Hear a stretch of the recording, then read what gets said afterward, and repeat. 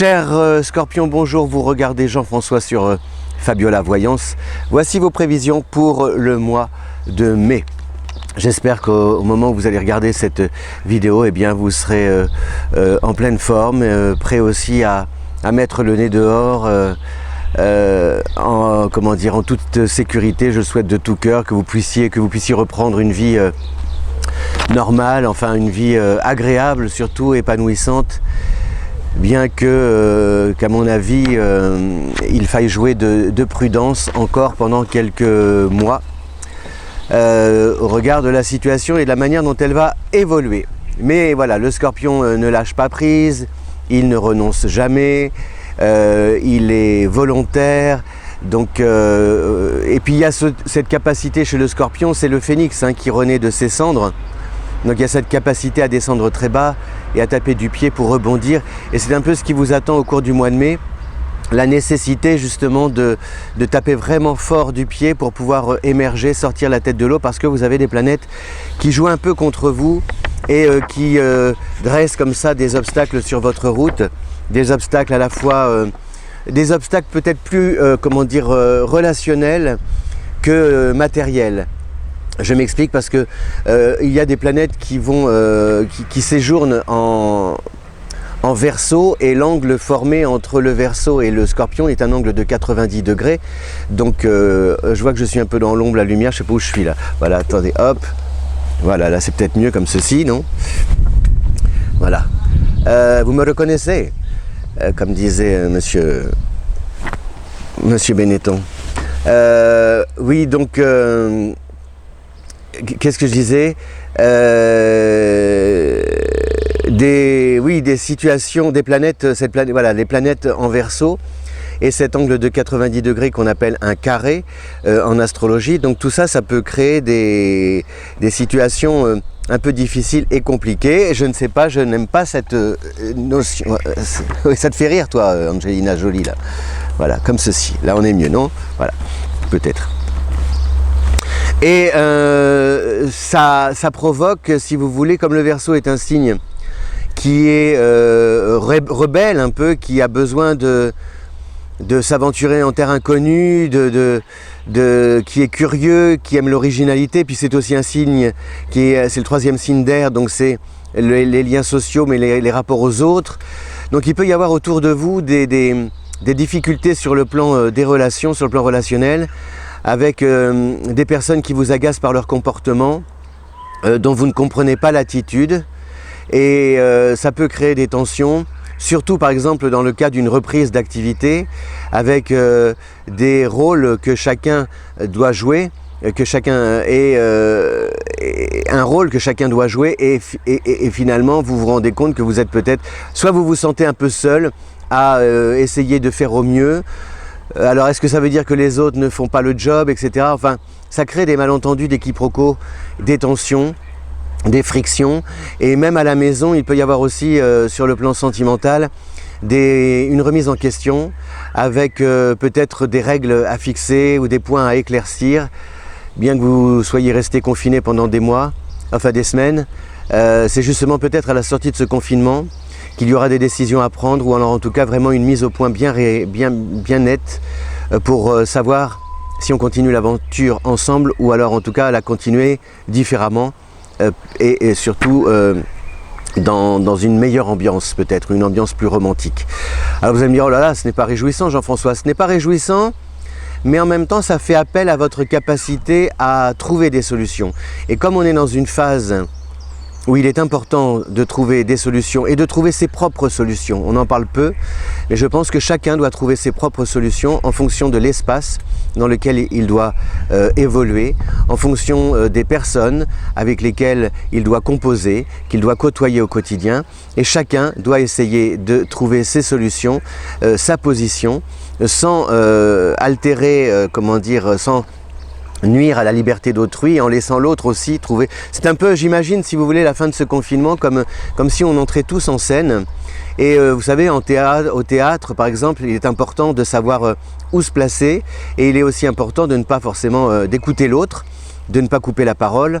Et donc c'est tout une sorte de mise en place comme ça qui va se faire, et je pense qu'au-delà des consignes qui seront données, chacun va essayer aussi de mettre sa propre vie en scène en essayant, en veillant à ne pas embêter, être, comment dire, une menace, parce qu'il faut le dire, le mot, une menace au niveau de la santé pour l'autre, et que l'autre aussi soit, comment dire, puisse nous mettre aussi en danger, sur le plan de la santé, bien sûr.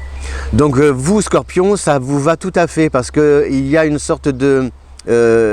grâce à Jupiter en Capricorne qui va être rétrograde aussi à partir du 15, il y a cette faculté de regarder la réalité en face, de ne pas forcément tergiverser trop longtemps et de trouver voilà, la bonne, l'action à entreprendre, la décision, l'action à mener pour avancer et trouver des solutions. Voilà, le soleil bouge, vous voyez, c'est ça, c'est la preuve que tout est mouvement. Parce que là, je me retrouve complètement surexposé, je ne sais pas.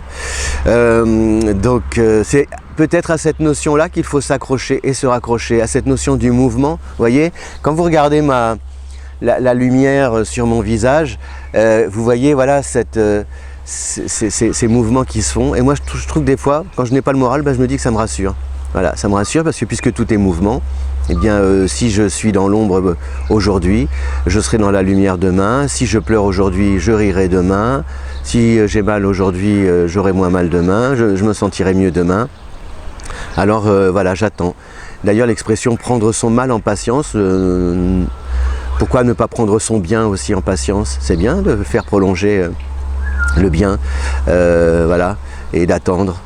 Et d'en profiter, justement, de savourer ce bien. Donc alors au niveau des planètes, cher Scorpion, vous avez jusqu'au 20 mai, évidemment, votre signe opposé, le Taureau, qui bénéficie de la présence du Soleil.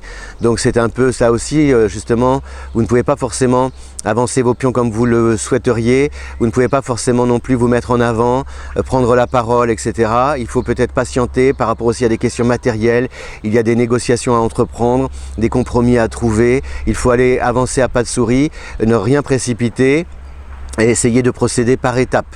Le Mercure jusqu'au 11, c'est pareil, ça confirme justement cette difficulté à communiquer et à trouver des interlocuteurs avec lesquels vous pouvez trouver un terrain d'entente. Ça ne veut pas dire que ça ne se fait pas, vous voyez, c'est ça, je ne veux pas du tout...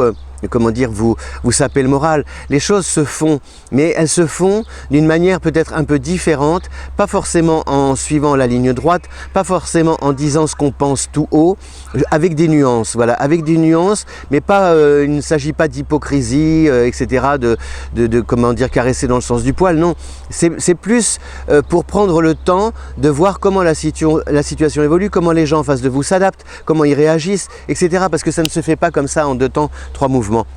Donc on a Vénus en Gémeaux, bon bah c'est pas trop, et puis donc on a Mars qui est jusqu'au 13, qui traverse le Verseau jusqu'au 13, donc c'est cette combativité, cette tension intérieure provoquée, et toujours de cette tension intérieure provoquée par rapport à la manière dont vous vous situez dans votre environnement, dans votre vie sociale.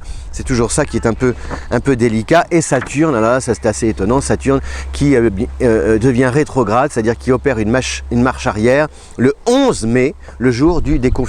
Voilà. Donc Saturne, c'est la planète de la rigueur, de l'austérité, c'est le temps, c'est la discipline, c'est l'effort, c'est la concentration, c'est une planète qui n'est pas aimée. Moi j'adore Saturne parce que Saturne, elle m'oblige à grandir, à trouver des chemins, à redoubler, à retrousser mes manches pour avancer. Et je sais, j'ai sué sang et eau, mais une fois que j'ai c'est un peu comme un marathon Saturne, mais c'est difficile, on a envie d'arrêter, on a envie de tout plaquer, puis on se dit non, non, il faut tenir, et quand on tient, et finalement à l'arrivée, on se dit oh là là, franchement on est déjà content d'être arrivé, et surtout il s'est passé quelque chose, c'est qu'on a découvert qu'on était capable de se surpasser et de dépasser ses peurs. Et c'est ça Saturne, c'est-à-dire qu'il y a un effort à faire pour vous, amis Scorpions, surtout une manière aussi d'appréhender le temps différemment. Vous allez peut-être avoir d'autres projets qui vont se mettre en place, mais ils ne vont pas se réaliser en 2 temps, 3 mouvements. Il va falloir les sonder, les forer, les étudier, les approfondir. Vous allez peut-être aussi commencer à travailler, à développer l'un d'entre eux, et puis vous apercevoir au bout de 2-3 semaines, bien qu'il y ait un retour à la case départ, ou que vous ne disposez pas des moyens pour le mener à bien tout de suite, ou à faire dans les conditions habituelles. Donc tout ça, ça vous oblige à vous adapter. Donc le conseil pour le Scorpion du mois de mai, ne pas passer en force, composer avec l'entourage, discuter, argumenter et pour trouver des compromis et surtout donc peut-être trouver des exutoires par le rire, le sport, la danse, je ne sais pas, quelque chose qui puisse vous permettre de, vous savez, de prendre le contre-pied d'une pression un peu permanente et d'un stress intérieur qui peut parfois vous oppresser. Voilà, c'est aller remonter à contre-courant. Et pour remonter à contre-courant, je regarde les pigeons, c'est d'aller à fond dans la danse, de chanter, d'embrasser les arbres, je sais pas, de crier, voilà. Ouah! C'est pas facile de crier, hein? Tu cries la gazelle? Non, elle ne crie pas, elle chante. Si, des fois elle crie. Voilà, cher Scorpion, je vous remercie de votre fidélité à Fabio la Voyance. Si vous voulez découvrir votre thème astral, vos persos, oui, c'est la vie c'est du vent. I can see the bird, I can see them fly, I can see the sky. Elle chante, hein? Je vous ai dit que j'allais faire la playlist, mais c'est tellement des fois, c'est pas facile. Mais... Keep.